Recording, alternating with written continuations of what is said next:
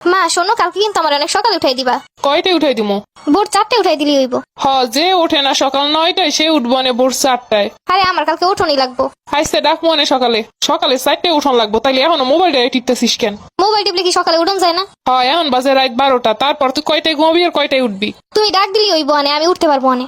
প্রতিদিন আমার এরকম ডাক দিয়ে উঠাইতে কয়, পরে আবার টাইম মতো ঠিকই উঠে না, পরে আমার সাথে চিল্লাপাল্লা করো। যে থাক, তোমার ডাক দাম লাগবো না, আমি ফোনে অ্যালার্ম দিয়ে এলো মনে। তুই তো অ্যালার্ম দিয়ে রাখলে উঠিস না। সকালবেলা এসে আমার ওই রুম থেকে অ্যালার্ম বন্ধ করা লাগে। প্রতি মিনিটে মিনিটে অ্যালার্ম দিয়ে রাখে, আবার পরে খোঁজ নাই। অ্যালার্মটা ওইসে আমার বন্ধ করা লাগে। সকাল সকাল ঘুমাইবো, সকাল সকাল উঠবো তা না।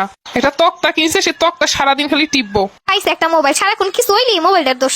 রাতভর তো ওইটাই টিপিস। হইছে, তোমার বলা শেষ হইছে, তাইলে এবার যাও। এখন তো বড় হয়ে গেছিস, কোনো কথা কইলে এখন যাও। ফোনটারে টিপা টিপা মা বাবারে সম্মান দেওয়া ভুলে গেছে। ওইটারে টিপা যদি কোনো সম্মান শিখতো, কোনো আদব কায়দা শিখতো, তাইলে অনেকে বুঝতাম। খালি 2 দিন পর শুনি আম্মা অনলাইনে একটা ড্রেস পছন্দ হয়েছে, কিনা দাও। হ্যাঁ বুঝছি, এতদিনের যত কথা আছে পেটের ভিতরে ওইগুলো বইলে তারপর যাইবো। এই মোবাইলটা কেনার আগে সব ঠিকঠাক ছিল।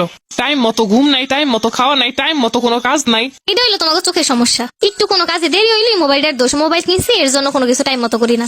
আগেও যেই টাইমে খাইতাম এখনো সেই টাইমেই খাই, তারপরেও দোষ হইব মোবাইলের। এত কথা শোনাই, রাগ হয়ে কইতে পারিস না মোবাইলের চালামু না?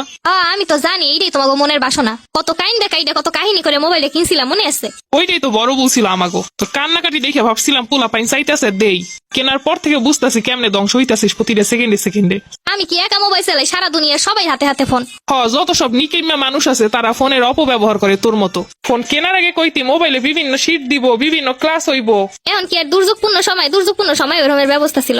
কিন্তু কেনার পর থেকে আমাগো জীবনের যে দুর্যোগ শুরু হয়েছে সেইটা দেখবো কেডাই? কই একদিনও তো দেখলাম না মোবাইলে কোনো পড়াশোনার কাজে লাগছে। তুমি যেগুলো জানো না সেইগুলো নিয়ে কথা কইও না। আমরা কিচ্ছু জানি না, কিচ্ছু বুঝি না, সব তোরাই বুঝিস। তুমি কইলা মোবাইল টিপতে টিপতে আমি দেরি কইরা ঘুমামো, এরপর সকালে উঠতে পারবো না। আর এখন যে 2 ঘন্টা দিয়ে বগর বগর করতেছো, তাতে কিছু হইব না। আমি চইলা গেলে তো ঠিকই মোবাইলে টিপতি। ভালো কথা কইতেছি না, এটা তো শুনতে ভালো লাগবো না।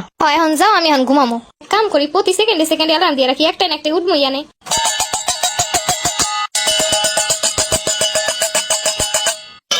দেখছো নি অ্যালার্মটা বাজতেছে, এখনো বন্ধ করতেছে না। আমি জানতাম প্রতিদিন এমনই করে। এই তুই উঠবি না, তোর অ্যালার্ম বাজতে বাজতে শহীদ হয়ে গেল। সকালটা ঘুমাইতে দিবা না নাকি? আমি জানতাম সকালটা বেলা এমনই করবো। ওর অ্যালার্মের শব্দ এলাকার মানুষ সজাগ হইলে ও সজাগ হইব না। তোর ওঠন লাগবে না, তোর অ্যালার্ম বন্ধ কর। অ্যালার্ম তো কতবার বন্ধ করলাম, এখনো বন্ধ হইতেছে না কেন? এটা কি আমি জানি? ভোর 4টায় নাকি ওঠন লাগবে, এখন উঠিস না কিসের জন্য? আহারে কি সুন্দর নাক টাইনে ঘুমাইতেছে। ঘুমা, মনের মতো ঘুমা। সকালে প্রাইভেটের লেগে টাকা দিয়ে গুইনা টাকার তোর কোনো চিন্তা নাই। একবার মোবাইল টিপো, সকালবেলা এরকমের পইরে পইরে ঘুমাইবা, আবার অ্যালার্ম শব্দে সারা দুনিয়া সজাগ করবো। অ্যালার্মের শব্দে ঘুমটা হইব না। এইদিকে আম্মা আবার চিল্লা শুরু করছে। আম্মা যাও তো, মোবাইলটা ফালাই দিয়ে আসো তো, ঘুমাইতেছে না অ্যালার্মের শব্দে। এখন অ্যালার্মের শব্দ সইতে না পাইরা মোবাইল ফালাই দিয়ে আসতে কইতাছে। আজ পর্যন্ত কোনোদিন দেখলাম না অ্যালার্মের শব্দে ঘুম দিয়ে উঠতে, অথচ সকালবেলা সেকেন্ডে সেকেন্ডে মোবাইলে অ্যালার্ম দিয়ে রেখে দেয়।